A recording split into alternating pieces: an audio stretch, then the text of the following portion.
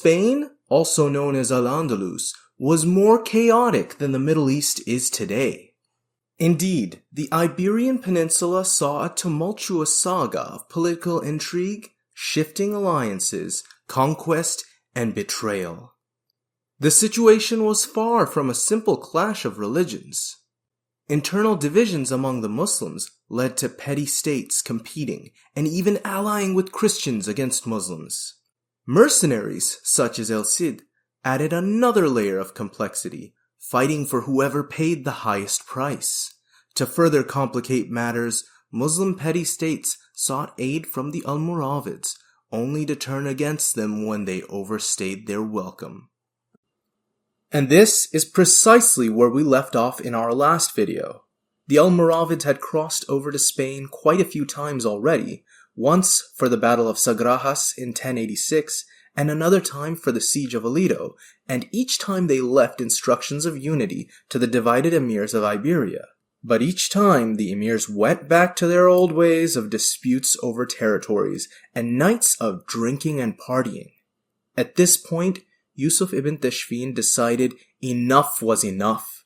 He sent a delegation to Baghdad aiming to consult the Eastern scholars on the legitimacy of a full takeover of Islamic Spain. The embassy was led by Muhammad ibn al-Arabi, who brought with him a letter to the Caliph of Baghdad, al-Mustadhir. The Caliph had heard wonders of the Berber Muslim Empire and their crushing victory over Alfonso VI's armies at Sagrajas. The famous historian Ibn Khaldun even mentions that they met the great imams of the era, most notably Imam al-Ghazali in Baghdad and Imam al-Turtushi in Alexandria.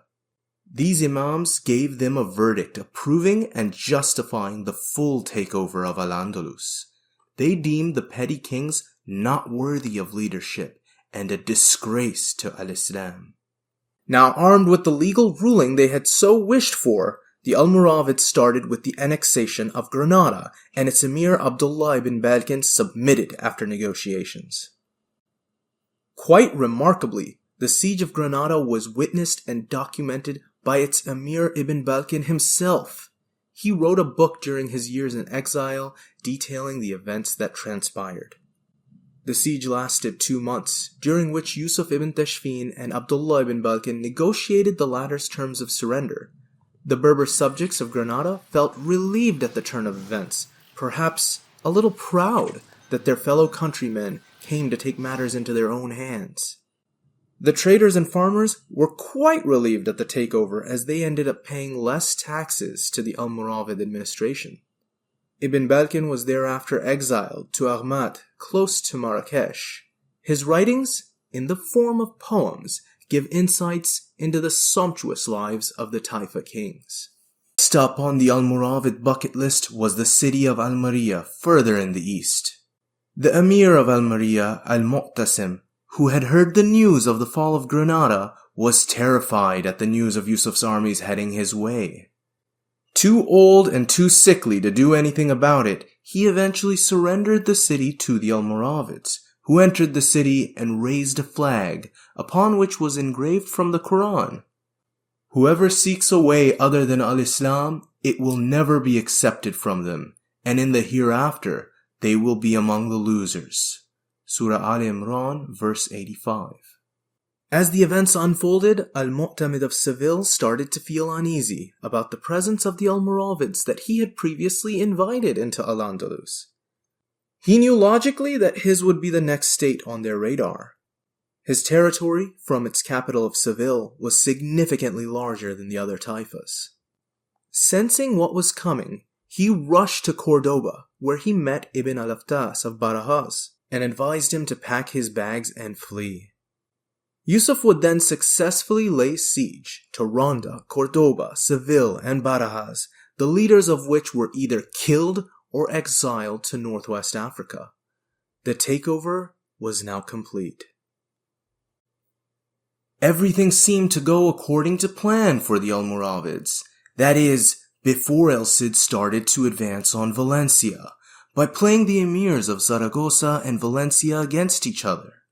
Valencia, in particular, was governed by a puppet emir who paid tribute to the Christians, including El Cid. This city posed a challenge for the Almoravid army, despite their formidable reputation on the battleground. Even with attempts by Abu Bakr ibn Ibrahim ibn Tashfin and Yusuf's nephew, Abu Abdullah Muhammad, El Cid remained undefeated. The unlucky streak of the Almoravids, however, ended with the Battle of Consuegra, which took place on August 15, 1097, near the village of Consuegra, between the Castilian and Leonese army of Alfonso VI and the Almoravids under Yusuf ibn Tashfin. The battle soon turned into Almoravid victory, with the Leonese dead including the son of El Cid, Diego Rodriguez. Although they were unable to capture the fort of Consuegra, Yusuf was satisfied with the outcome and returned to Marrakesh.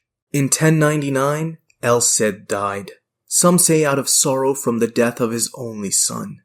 Following his death, his wife Jimena assumed control until the arrival of another Almoravid assault in late 1100, led by Yusuf's trusted lieutenant, Mazdali ibn Salakan.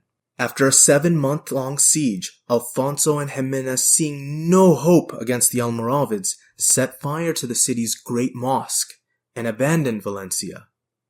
With this victory, Yusuf solidified his hold over eastern Al-Andalus. Yusuf went on to reach the age of 100 after leading the Almoravids for an outstanding 46 years.